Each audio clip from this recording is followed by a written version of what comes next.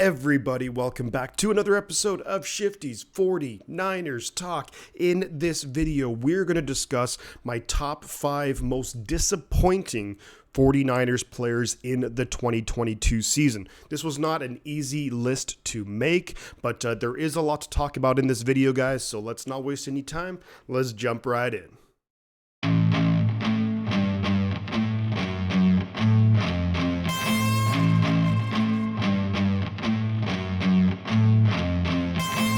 Before we get into the list, I guess I have to address the elephant in the room, which would be Trey Lance. Is he considered a disappointment? And I would say that he himself is not a disappointment, just, of course, the situation, which is the injury that he suffered basically in the 5th quarter of the season. Now, I think that Trey Lance, we know week 1 against Chicago, not the best game, conditions were awful, and then I think he started out the Seattle game really well. I think he would have went on to have a really good season for us, but the injury happened and it is what it is. I don't consider him a disappointment. I think with this list, the things I'm looking at are production not being there, not being able to get on the field simply because of performance, things like that, as opposed to just looking at injuries. Just wanted to give that little qualifier right there. But now coming up, guys, is going to be my list of disappointing players.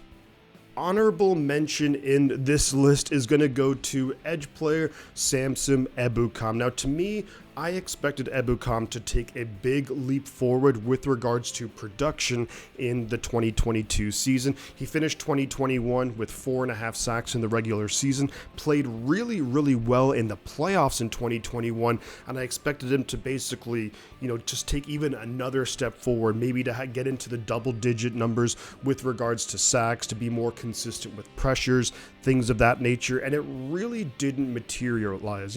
It's one of those things where I look at Ebukam and I think really just like a solid player, but not someone who, again, I just expected a lot more out of Samson Ebukam. So to me, his season, albeit not a bad season, was one where I was just left a little bit disappointed, a little bit wanting more from Samson. But coming up next, guys, is going to be the start of my top 5.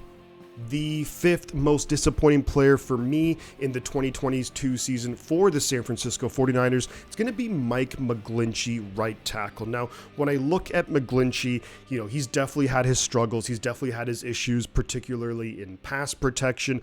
He's looked pretty awful in some situations, but I think that gets a little bit overstated. So, why is he in my disappointing list? Well, 6 sacks allowed, that's more than Brendel, Banks, and basically when you add up Brendel, Banks, and Burford, that's the same in terms of sacks as what Mike McGlinchey gave up. Also had 10 penalties in the year. And to me, one of the big things that I was hoping for and looking for from a guy like McGlinchey is the fact that he's in a contract year. So I did think that we would get his best football. We didn't get his best football. It wasn't bad, but I was expecting a little bit more out of McGlinchey. And when you look at the offensive line for the 49ers, a lot of inexperience in the interior of the offensive line. It's the tackles that we were relying on as those veteran guys to really step up. Trent Williams did his thing, but Mike McGlinchey not good enough, unfortunately. And I do think that he will probably leave in free agency. My guess is another team gives him a pretty reasonably sized contract, and we probably roll with someone else. But a little bit disappointing from Mike McGlinchey in 2022.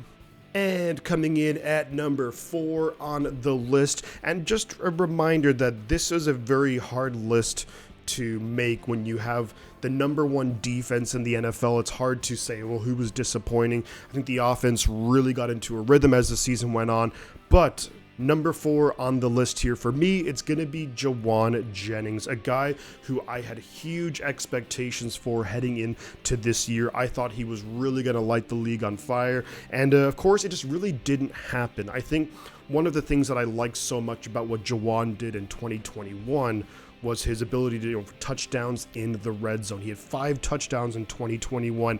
This season, only 1. So definitely a huge drop-off in touchdown production there, and that's just something that really left disappointing. The other thing, too, is when you look at Jauan, 7 drops on the year, and he's a guy who's not targeted as much as guys like Ayuk or Debo, or Kittle, so you seeing those kind of numbers, that's a little bit disappointing to me. And then I think the big thing, what really changed with Juwan is the fact that when he was targeted, we just didn't have nearly the same amount of success as we did in 2021. So for example, looking at the quarterback rating when they targeted Juwan Jennings this year, 2022 season, 68.7 quarterback rating, which is not good, compared to 2021, which the quarterback rating was 114.3. So almost like a night and day kind of difference there. And so really disappointed from Juwan Jennings. I think it was maybe a mixture of a couple of things. One of the big things being just almost changing at quarterback. You work all off season with a guy like Trey Lance, and he goes down, then Jimmy comes back in, and then he goes out, and Purdy comes in. So maybe it's one of those things where he just needs more time to develop a rapport with his quarterback. But ultimately, pretty disappointing season, you would have to say. Looking forward, Juwan Jennings is an exclusive rights free agent, which means we can essentially offer him a veteran minimum deal, and another team can't match it. And I do think that we should bring back Juwan because I like the guy as a player. I think he's a fantastic player. Really suits this offense really well. We know how good of a run blocker he is, and he's still really good at just picking up those first downs. So I really do hope that he is able to stick around for at least one more year in San Francisco because I really like his game, but just a little bit disappointing, I would say, in the 2022 season. Coming in at number 3 on my list of most disappointing players, it's going to be Ambry Thomas. And for me, when I look at Ambry Thomas, I kind of look at it a little bit similar to Samson Ebukam. So when you look at the 2021 season, Ambry Thomas, rookie player, he didn't play in 2020 in college because of COVID, and then he came in, didn't really play much early on in the year, but then due to injuries, he was forced into action. In his rookie year, initially the first number of games, pretty ugly, especially the game against Cincinnati, although Joe Burrow and Jamar Chase will do that to a lot of cornerbacks, let alone rookie cornerbacks, but he really came on strong towards the end of the year. We all know he had the really big play in Week 18 at the Rams to basically get the Niners into the playoffs. That first game in the playoffs in 2021 against the Cowboys, he essentially locked down a guy like CeeDee Lamb, which is not an easy thing to do. And I thought that the sky was kind of the limit for a guy like Ambry Thomas, and I thought he'd really just propel himself into being like a really solid starting cornerback in the NFL. So what happened this year? He only played 41 snaps all season long on defense, which is just insane. I'm not really sure what happened. Look, of course, when we signed Mooney Ward and we have Mosley, you're thinking, well, we're probably not going to see too much of him, but when Mosley went down, I thought it was going to be Ambry Thomas who would be on the outside, but of course it was actually Lenore who stepped up and did a fantastic job there. So I really hope that Ambry Thomas can maybe turn it around, resurrect his career heading into 2023, because I did like what I saw from him at the end of 2021, but yeah, pretty disappointing to say the least, especially considering how well he ended the prior season. So Ambry Thomas coming in at number 3 on my disappointing list. Now coming in at number 2 on my most disappointing list, and this might be a controversial one, but I'm going to explain myself. It is going to be Deebo Samuel. Now, this was a tough one, but I did have to put him on my list. Look, I think Deebo Samuel is a great player, just a fantastic player to watch, and I just love his game so much, but I was left disappointed by the season. Now, you can point to the injuries a little bit, but to me, it's one of those things where he ended up missing only 4 games. When you compare it to 2021, he missed 1 game. So really just a difference of 3 games. But let's look at the difference in production. I'm going to have it on the screen, but let me also kind of talk it out too, is that, look, it was always going to be incredibly difficult to replicate what he did in 2021. That season was an anomaly, if anything. But in 2021, total yards rushing and receiving, 1,770 yards and 14 touchdowns, which is awesome. Compare that to this season, only 864 total yards and only 5 touchdowns, which is just, a huge drop-off in production. Now, I think it's fair to expect that defenses would catch up with, Deebo Samuel running the football. He had a ton of success there in 2021, but just as a receiver too, I mean, you look at it, he played in 12, 13 games this year and only had about 600 receiving yards, which for a guy that you expect to be your number one wide receiver, it just, it just really didn't cut it at all. I mean, he was a guy who was averaging, less than 50 yards receiving a game, which for a guy who's making that kind of money, I think you definitely want to see more out of it. And I do think that, of course, the quarterback injuries, again, really kind of threw things for a loop, especially for the offense the first maybe half of the season. It took us a long time to kind of get up to speed with what we wanted to do. But all that being said, you still expect your playmakers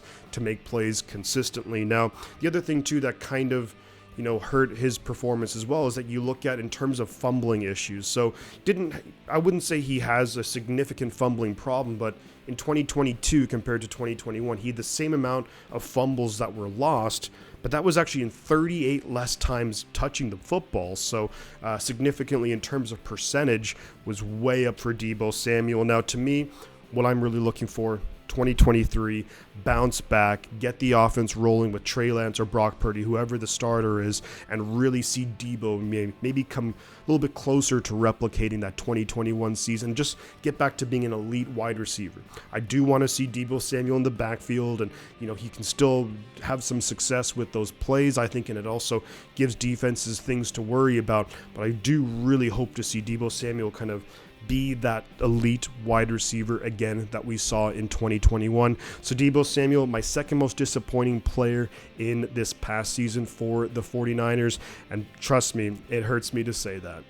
And my most disappointing player for the 2022 season for the 49ers, I don't think this is going to be a huge surprise to anyone, but it's going to be Javon Kinlaw. Now, to me, Kinlaw, the major question with him is it just too far gone with all of his injuries? I mean, you look at the last two seasons combined, he's only played in 13 games, and that includes the playoff games as well this past season, and just really, really struggling, to not only stay healthy, but his performance, when I look at 2022 for Javon, I thought the first 2-3 games of the year, pretty good, not amazing, but pretty solid, and especially in terms of run stuffing.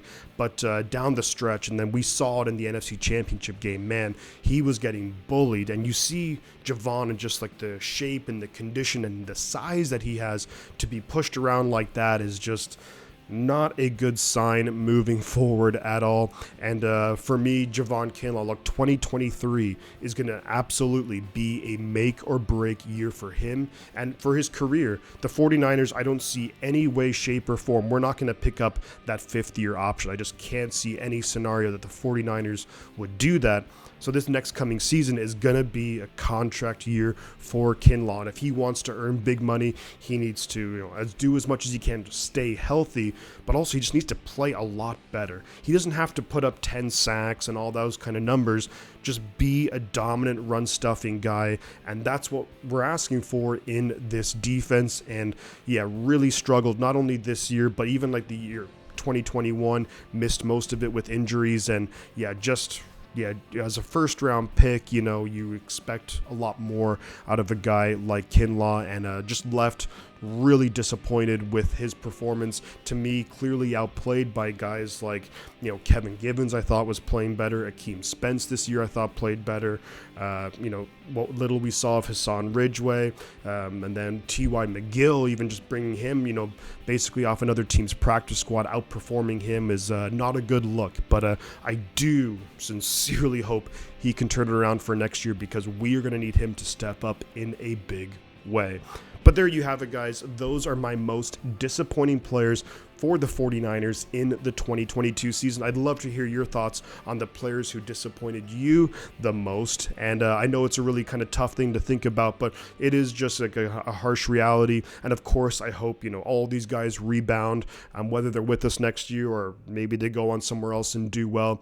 But let me know, guys. And again, this was a hard list to compile because the team was really good this year, 13-4, get to the NFC Championship game. And so let me know your thoughts in the comments, guys. If you like the content, do consider dropping a like on the video, subscribe to the channel. It really, really helps out.